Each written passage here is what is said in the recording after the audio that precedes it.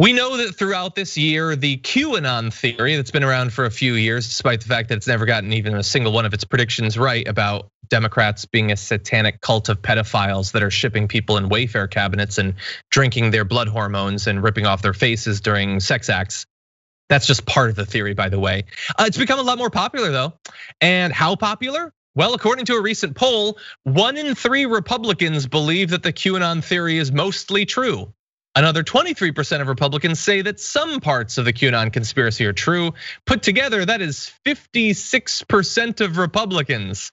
Only 13% say that it's not true at all.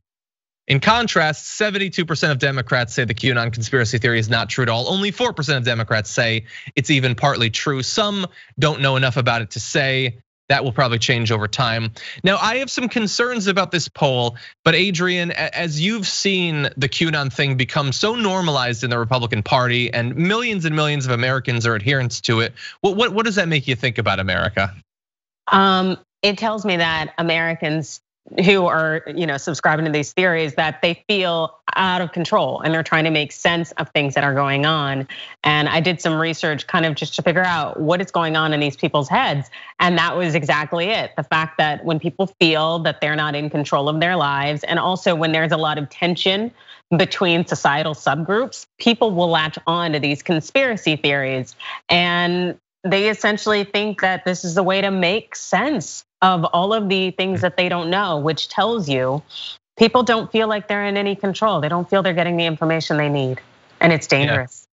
Yeah. It is, and that sort of uncertainty is incredibly stressful, and it interacts poorly with situations that are themselves stressful, such as economic collapses, public health crises, all of that.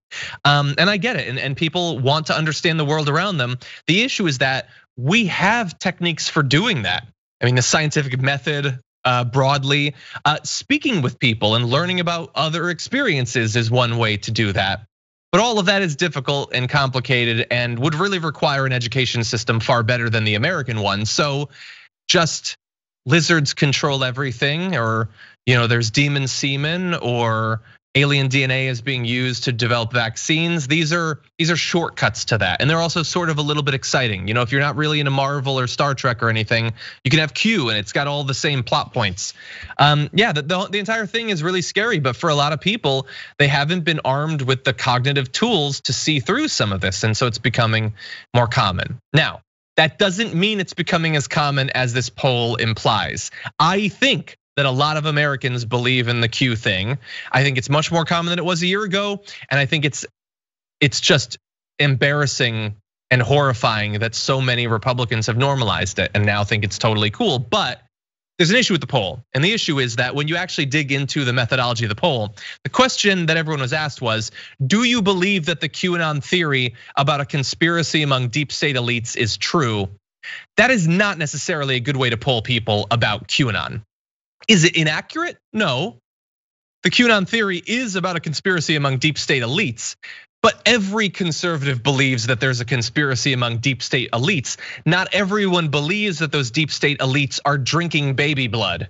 Like, there are levels beyond just the deep state that I think this is probably inflating the numbers artificially to a greater or lesser degree. I don't know how much, and I do think a lot of Americans believe in Q. I just don't think this is super accurate necessarily. There almost should be like levels of Q, like Scientology? Yeah, no, I totally agree, because like you said, there aren't people who think that celebrities are out here drinking baby blood. And it's really interesting though, because I had a girlfriend not too long ago who I hadn't seen in a few years, who I had met through church.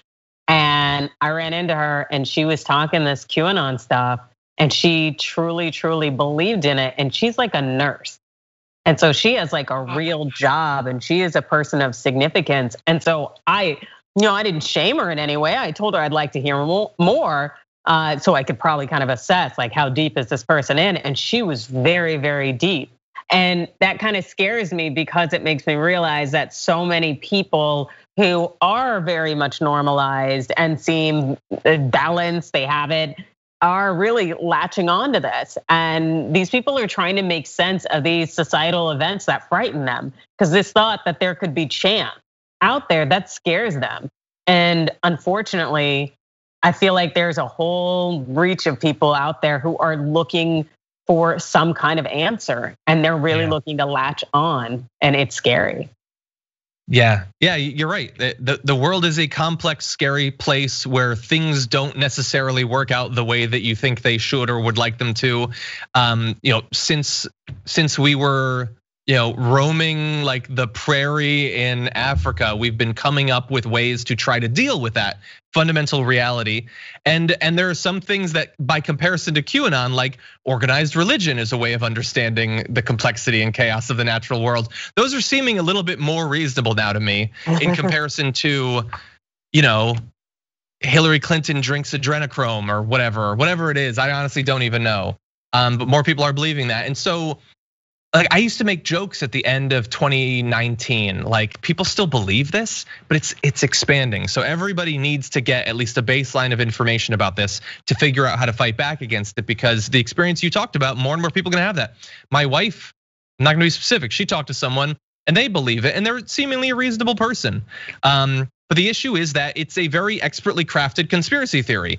It allows for all other conspiracy theories. So if you're a flat earther, you might like Q. If you're a lizard people control government thing, you might like Q. They say, I'm not telling you to believe anything. Go and research on your own. But they do that knowing that 99% of the people they're telling that to don't have the tools to do that sort of research. And so it provides the veneer of sort of scientific analysis without any of the reality of it. It's insidious. And so people do need to learn more about it, I think. Absolutely, and it's funny because this is also why I don't do hard drugs, because I know I have an addictive personality. And so, if I hit that heroin, I probably ain't coming back, just some Chardonnay. And I feel like the same way goes with like this QAnon and Scientology stuff. Because I want answers too, which is why I'm not gonna come to your doorstep, because I know once I hit that, I may not come back to just this normal way of living, and this kind of just, it's okay if I don't have the answers. So I recommend to everybody out there, know who you are. And if you kind of got that addictive personality and you want those answers, don't go down that path. It's not, stay away. It's funny, in the same way, I went to grad school at UT Austin, and people who go to UT Austin might know, maybe it's gone now, but on the main drag, basically, where the campus ends and then you cross the street and you're in stores, right across from the campus, there's a Scientology like recruiting center where you can go and get screened for your thetans or whatever. And so people sometimes would go as a lark. I'm gonna go just for fun. And I never did. Not because I don't think that I'm a critical thinker, but they've spent decades learning how to rope people in. I respect that. I respect the threat that it poses. I'm not gonna expose myself to that. And now we've got Q. Not to say it's exactly the same thing, but they both involve aliens, so. Yeah, hey man, don't go down that path. Don't hit that stuff, nope.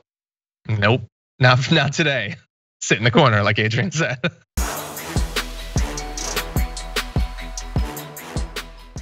Check out the Damage Report podcast each day, wherever you get your podcasts, whether Pocket Casts or Stitcher or iTunes.